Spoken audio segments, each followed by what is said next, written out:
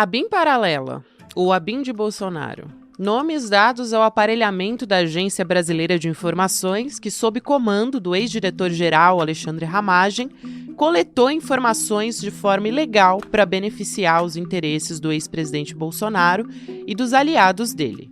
A principal função da estrutura de inteligência ilegal era espionar adversários do governo, como políticos, autoridades do judiciário e jornalistas. Para isso, foi adquirido o software israelense chamado First Mile, que é capaz de monitorar dispositivos por meio do GPS. Detalhe, a ferramenta de espionagem foi comprada sem licitação por 5,7 milhões de reais no final do primeiro ano do governo Bolsonaro. Entre as informações coletadas pela BIM do Bolsonaro estavam o monitoramento do ministro Alexandre de Moraes, do caso Marielle, além da manipulação de investigações como o caso da rachadinha no gabinete do filho Flávio Bolsonaro. Tudo era repassado para o clã Bolsonaro e o famoso gabinete do ódio, que era o principal responsável por disseminar fake news nas redes sociais e incentivar os ataques contra o Estado Democrático de Direito. A investigação da PF chegou ao núcleo duro de Bolsonaro e dos ajudantes dele, que não pouparam esforço para usar a máquina do Estado. Tentaram manipular a opinião pública com informações falsas sobre as urnas eletrônicas, incentivaram ataques ao Supremo Tribunal Federal, ao próprio ministro Alexandre de Moraes e aos adversários do Bolsonaro na corrida eleitoral. A invasão à Praça dos Três Poderes, no dia 8 de janeiro de 2023, serve como prova. O golpe estava em andamento e bateu na trave. Segunda-feira, 15 de julho de 2024.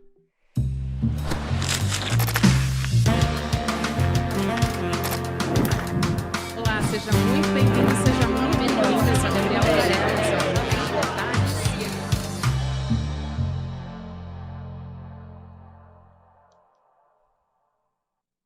Oi, seja muito bem-vindo, seja muito bem-vinda. Eu sou a Gabriela Varela e esse é o videocast Em Detalhes. Aqui, sempre com um convidado, uma convidada, a gente analisa uma temática, uma notícia importante do momento. A gente não poderia começar essa semana sem falar sobre o caso da ABIN, que alguns chamam de ABIN paralela. A gente costuma chamar aqui no ICL de ABIN de Bolsonaro. A gente vai entender melhor esse caso, quais são os crimes que estão sendo imputados, o que está sob investigação e o tamanho, né, a gravidade desses crimes com o advogado sociólogo Pedro Saliba. Ele é pesquisador do Data Privacy Brasil, uma ONG, né, que atua em direitos fundamentais, proteção de dados pessoais e também novas tecnologias. Pedro, obrigada por aceitar nosso convite. Seja muito bem-vindo ao ICL ou Em Detalhes também. Muito obrigado, Gabriela. Muito bom estar aqui. Muito bom te receber também, Pedro. Para nosso início de conversa, eu acho que vale a pena trazer um pouco sobre um contexto. Porque uma série de regramentos talvez foram alterados aqui no Brasil e de 2015 até 2019, mais ou menos, e permitiram que o monitoramento legal a partir dos softwares como o First Mile, que é o principal desse caso que a gente está discutindo aqui, pudessem ser utilizados, né? Quem chamou atenção para isso foi o Paulo Motorim, que é um jornalista do Intercept Brasil e que colabora muito com a gente aqui no ICL também. E aí ele ressaltou alguns momentos específicos que eu gostaria de chamar a atenção. Então, em 2015, quando o Congresso fez uma alteração na lei de organizações criminosas, que permite, né, que facilita o equipamento de espionagem sem licitação. Depois também, no apagar das luzes do governo Temer, aconteceu a mesma coisa, né? Foi aprovada a Política Nacional de Segurança da Informação, que dá mais margem para essas compras no governo Bolsonaro em 2021, também nesse sentido, junto aí com Bolsonaro e Augusto Heleno, que estavam à frente do GSI e da própria presidência, né? Como é que o Brasil se tornou propício para espiões estrangeiros? Isso foi construído ao longo dos anos. Então, gostaria que você trouxesse aqui um pouco desse histórico para a gente compreender melhor.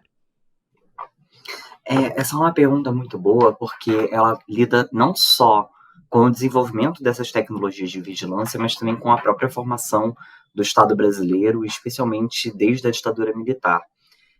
O Sistema Brasileiro de Inteligência ele foi criado em 2002, já tiveram sucessivas alterações, né? Mas a ideia é que diversas instituições federais de áreas como segurança, forças armadas, até saúde, transporte, possam ter acesso a esse tipo de informação, esse sistema compartilhado de inteligência.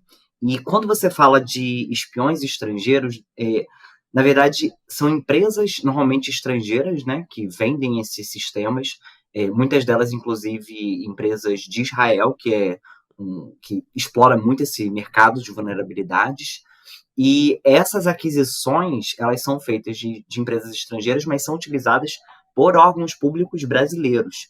Então, a gente tem, desde o Exército, a Marinha, enfim, diversas organizações, mas também até secretarias públicas estaduais, tendo acesso a essas ferramentas e utilizando elas dentro do próprio território brasileiro, né, com cidadãos e cidadãs brasileiras. Então, eu trago esse histórico que vem da ditadura militar exatamente porque a gente acaba tendo uma vigilância interna contra um inimigo interno, contra esse tipo de estratégia que é utilizada há muito tempo, e essas novas tecnologias de vigilância, elas vêm para facilitar ainda mais isso. Eu também queria ressaltar justamente isso, né? Porque quando a BIM, ela não era ligada ao GSI inicialmente, mas à Casa Militar, e quando ela foi criada, era do antigo SNI. Então, isso está na estrutura do Estado brasileiro, né, Pedro? Como é que a gente poderia mudar esse cenário? Porque no começo do governo Lula foi feita até uma pressão para que o Luiz Fernando Correia fosse demitido, né, o diretor-geral da BIM na época, porque ele manteve vários bolsonaristas em cargos importantes dentro da BIM. Mas no fim das contas, eu te pergunto se isso seria o suficiente, se teria como a gente pensar numa BIM desmilitarizada de fato, né? Como é que seria esse processo? Ou se ela já está tão militarizada que isso não é mais possível? Essa é uma pergunta muito difícil. Justamente, a ABIN hoje em dia ela é ligada à presidência da República, né? Então, ela tem como objetivo prestar assistência para a presidência da República, e na estratégia brasileira de inteligência, ela deve ser utilizada para casos como espionagem, sabotagem, ações contra a soberania nacional, ataques cibernéticos, terrorismo. Só que por conta dessa história brasileira, né, e por conta da facilidade, eu acho que principalmente essas ferramentas trouxeram,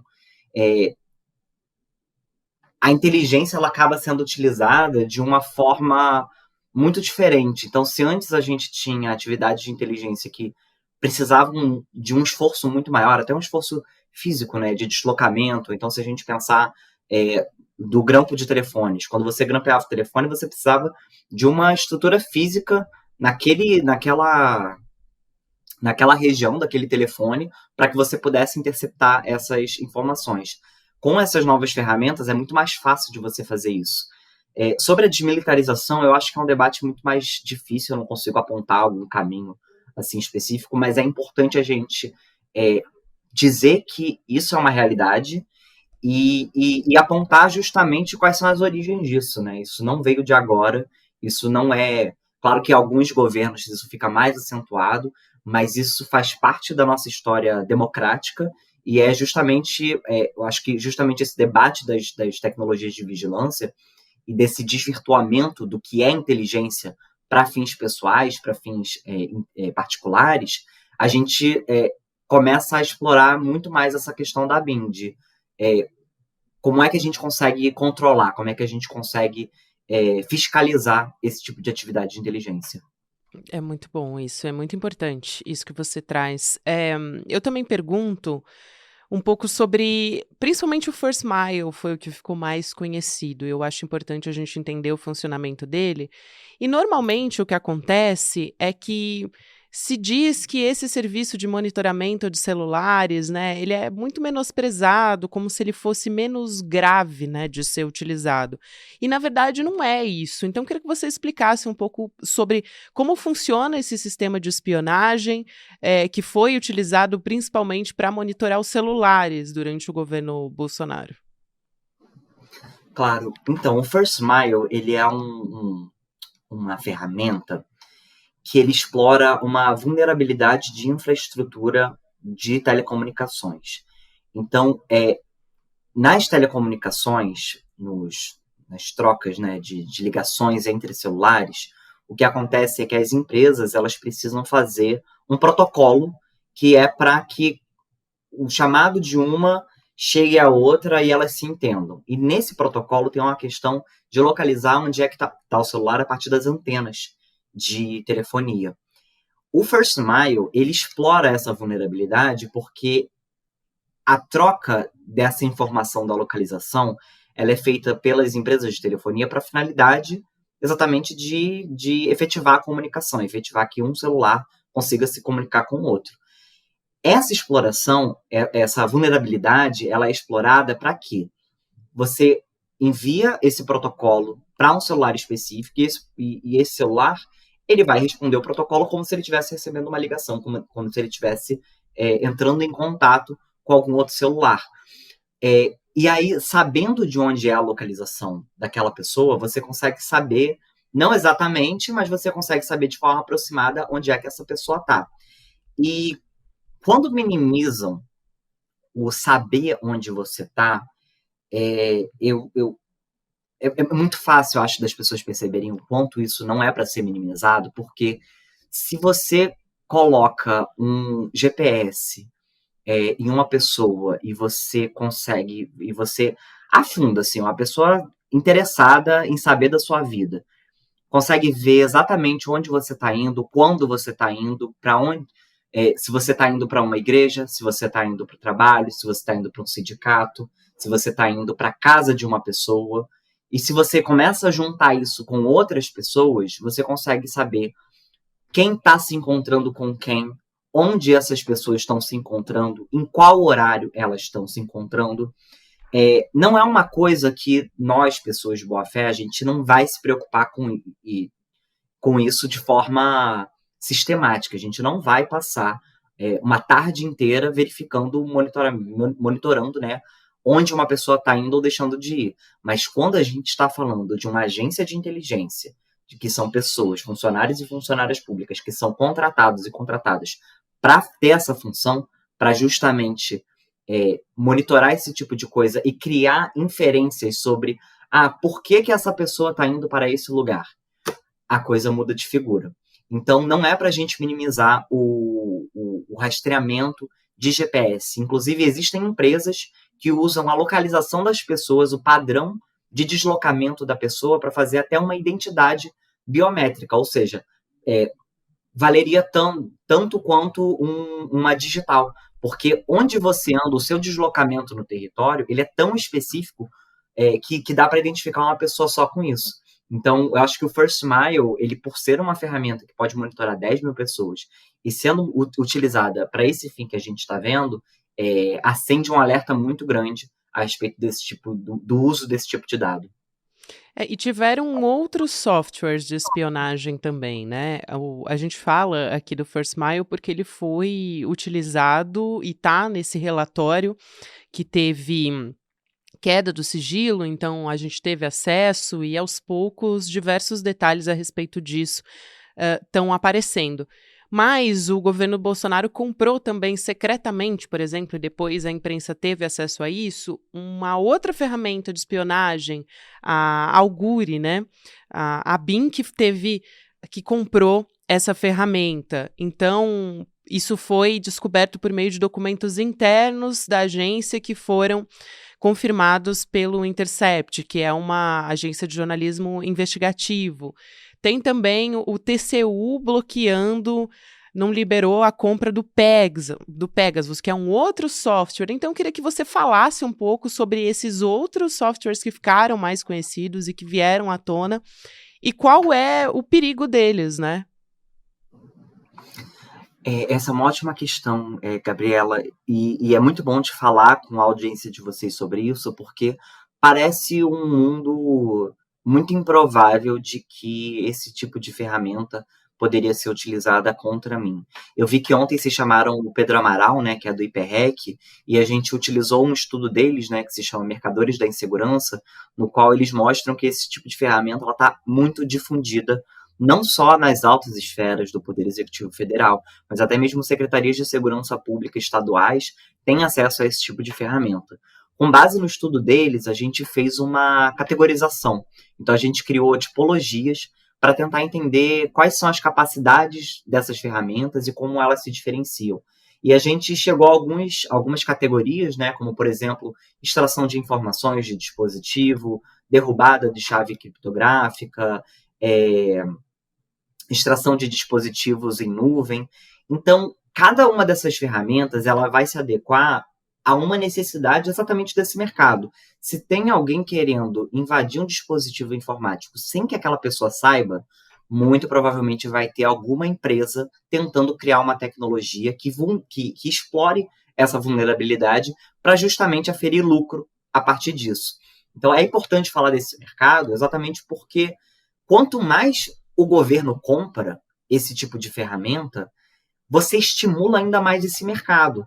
Então, nessas categorias que a gente criou, a gente viu que, por exemplo, primeiro, nem todos os software têm uma só categoria.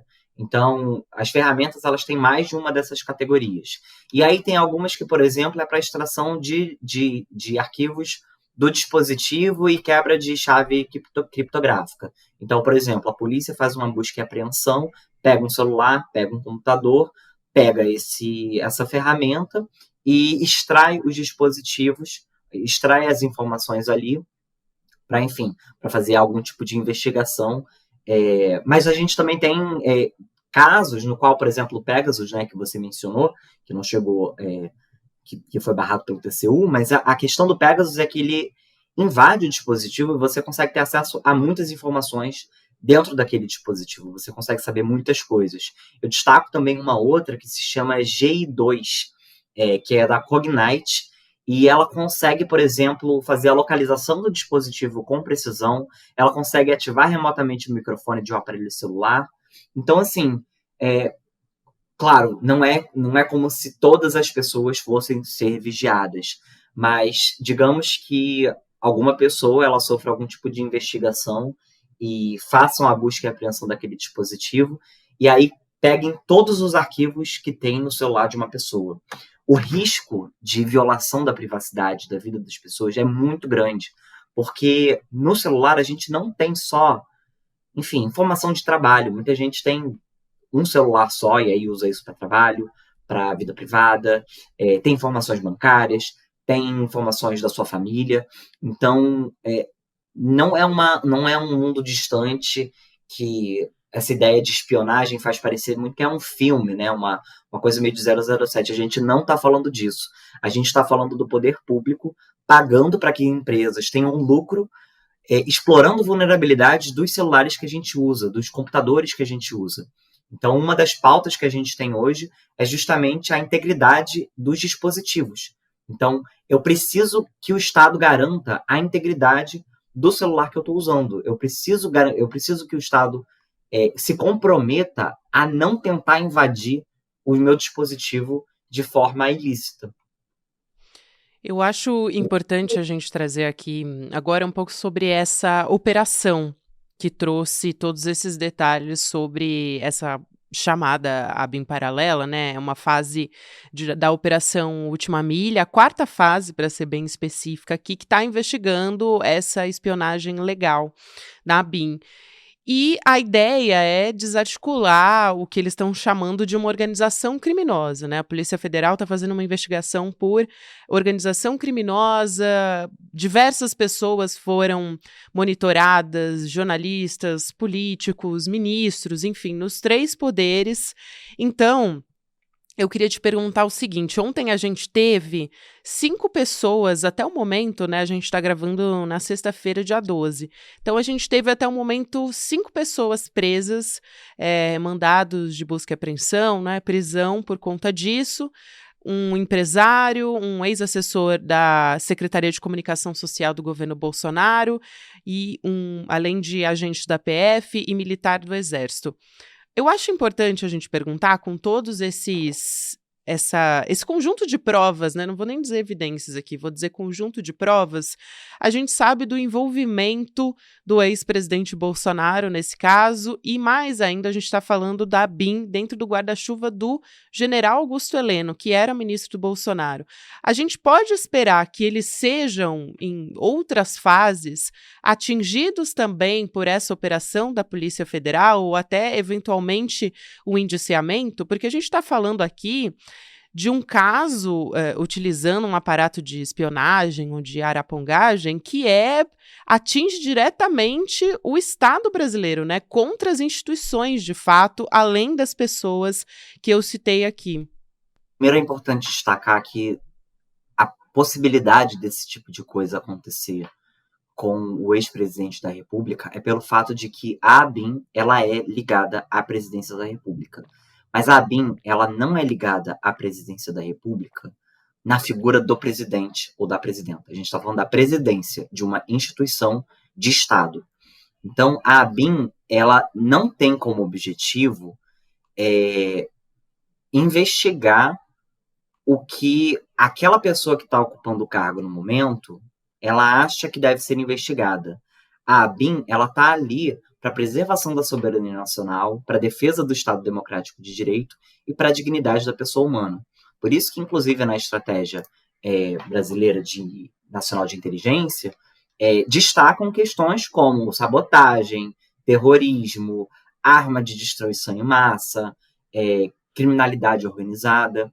Pelo nome das pessoas e das instituições que estavam sendo vigiadas, né, que estão aparecendo nesse inquérito e na imprensa, eu não consigo imaginar como, sei lá, um parlamentar como o Kim Guattahiri, né, e a Joyce,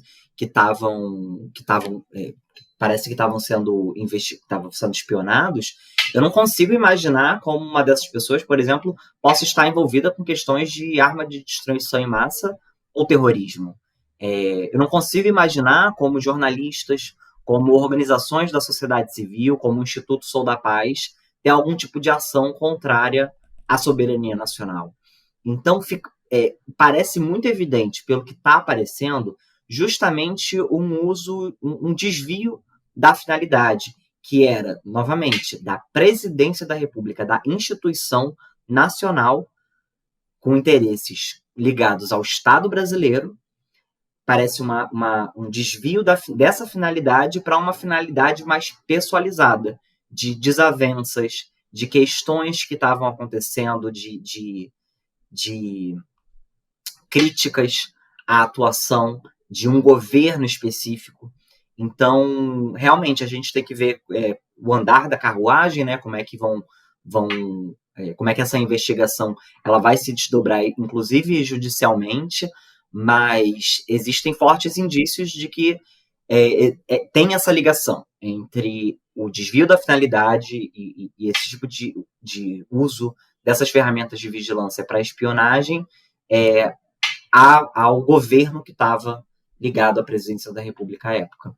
Para trazer um dos exemplos, a Polícia Federal encontrou, por exemplo, um áudio de uma reunião em que o Bolsonaro, o Augusto Heleno, que era o chefe do Gabinete de Segurança Institucional, e a ABIN está dentro desse guarda-chuva, né?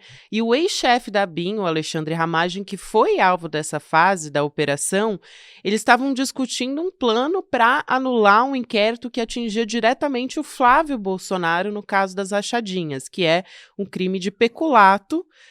Hoje o senador Flávio Bolsonaro, né? Então, também tem um outro caso envolvendo o Carlos Bolsonaro, a estrutura também protegendo ou atacando opositores do Carlos Bolsonaro.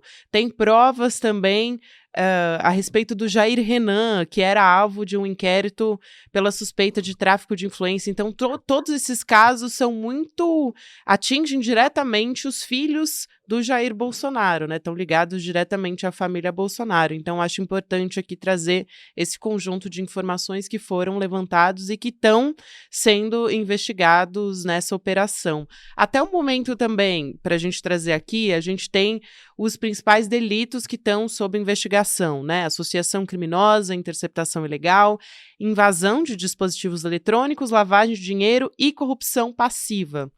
todos eles têm penalidades específicas, características distintas também. Mas eu te pergunto se a gente pode esperar, no momento do indiciamento, de fato, quando essa investigação for concluída, que seja algo mais robusto e que leve em consideração o quanto isso atacou diretamente as instituições, né, o Estado brasileiro também. Eu acho que, comprovando-se isso tudo e no decorrer do processo, é possível sim que questões mais sérias sejam envolvidas.